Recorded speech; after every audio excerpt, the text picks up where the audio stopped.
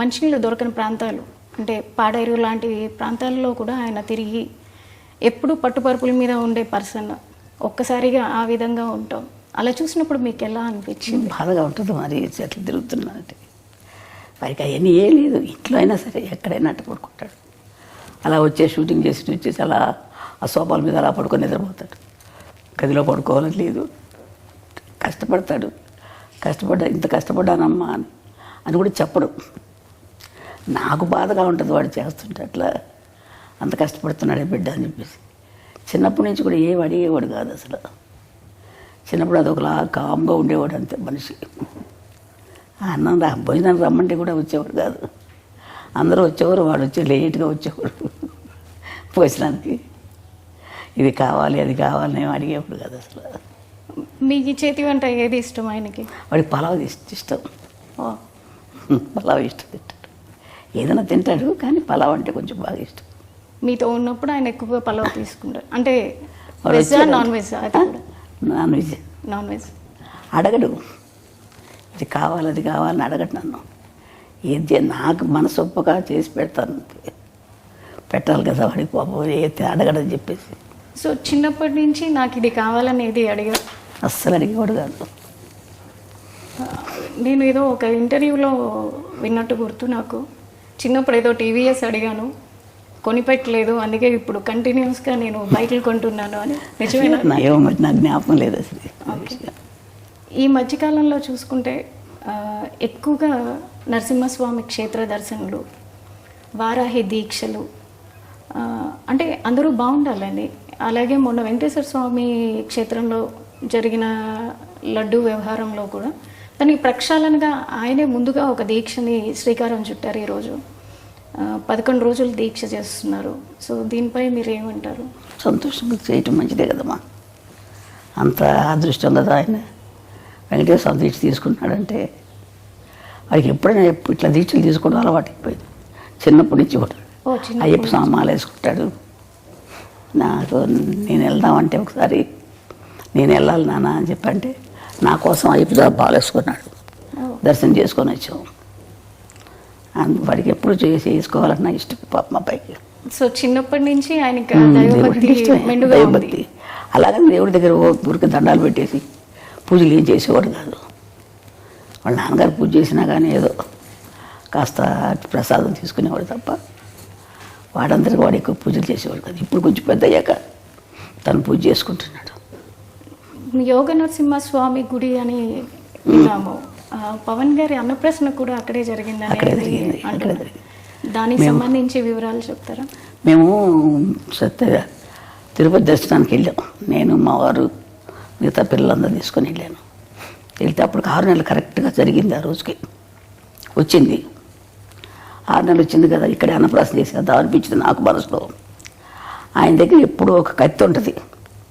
ఈయన పోలీస్ ఆయన కదా, కొంచెం పోలీస్ డిపార్ట్మెంట్. ఆయన దగ్గర ఆయన చిన్న కత్తి ఉంటుంది. ఆ కత్తి పెట్టి ఏదో పుస్తకాలు ఉంటే పెట్టి దేవుడి ప్రసాదం ఇచ్చారు.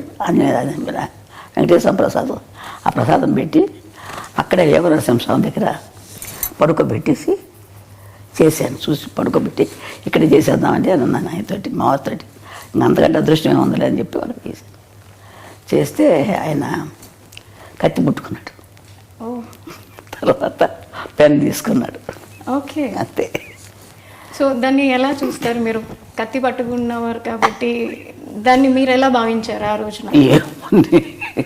ఏం భావించాను, చాలా కోపం వచ్చిపోతాడు పిల్లడు.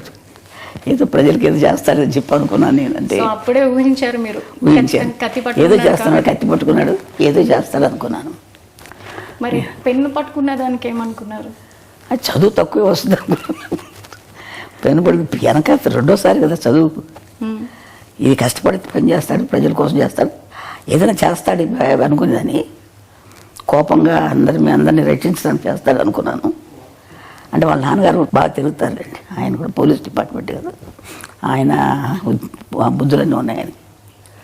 ఆయన గుణాలే ఉన్నాయి ఆయనకి. ఈయన కూడా కొంచెం తిరగటం, కోపం అన్నీ ఉన్నాయి. ఆయన కూడా అట్లా తిరిగేవారు. ఆయన ప్రభావం ఆయన మీద చిన్నప్పటి నుంచి ఉండేదా? చిన్నప్పటి నుంచి వాళ్ళ నాన్నగారితో బాగా ఎక్కువ ఉండేవాడు. అటాచ్మెంట్ ఎక్కువ. లాస్ట్ కదా. వాళ్ళ నాన్నగారిలాగా ఉంటాడు బుద్ధిగా. ఎక్కువ తిండి గురించి కానీ ఎక్కువ మాట్లాడు, మితంగా మాట్లాడతాడు, మితభాషి. అందుకని వాళ్ళ నాన్నకి ఇష్టం ఈ కొడుకు అంటే ఎక్కువ. అంటే అలాగని వాడి మీద లేకుండా లేదు, వీడు కొంచెం కామ్గా ఉంటాడు ఇంట్లో కూడా, ఎవరితో ఎక్కువ మాట్లాడేవాడు కాదు. మాట్లాడితే మా చిన్నమ్మాయి లాస్ట్ అమ్మాయి కొంచెం దగ్గర, అందుకని దాంతో మాట్లాడేవాడు ఎక్కువ. చిన్నప్పటి నుంచి పవన్ కళ్యాణ్ గారు పుస్తకాలు ఎక్కువగా చదువుతూ ఉండేవాళ్ళ? ఎక్కువ స్కూల్కి వెళ్ళేది ఒకరే లేదు. కొంచెం ఇంటర్మీడియట్ 10th క్లాస్కి 8th క్లాస్కి వచ్చేటప్పుడు వాళ్ళ అన్నయ్య క్లాస్ మేము లైబ్రరీ ఉంటే బుక్స్ లైబ్రరీ, ఆ బుక్స్ చదువుకుంటూ ఉండేవాడు, ఎక్కువ చదివేవాడు. ఎందుకు ఎక్కడికి వెళ్తే చదువుతున్నానమ్మా అనుకునేవాడు, అనేవాడు అంతే.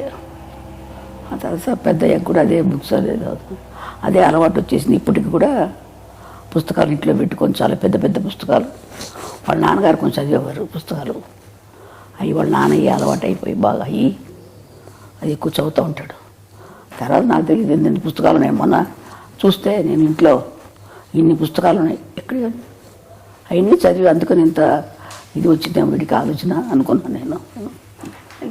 చిన్నప్పుడే అనుకున్నారా పెద్దయ్యాక ఏమవుతారు అనేది? నేను అంత ఆలోచించలేదమ్మా, ఊహించలేదు. ఇలా అవుతారని అయితే అస్సలు అనుకోలేదమ్మా. నేను ఎవరి గురించి నేనేమో అనుకోను, వాళ్ళ అదృష్టాలను బట్టి జరుగుతుంటుందమ్మా.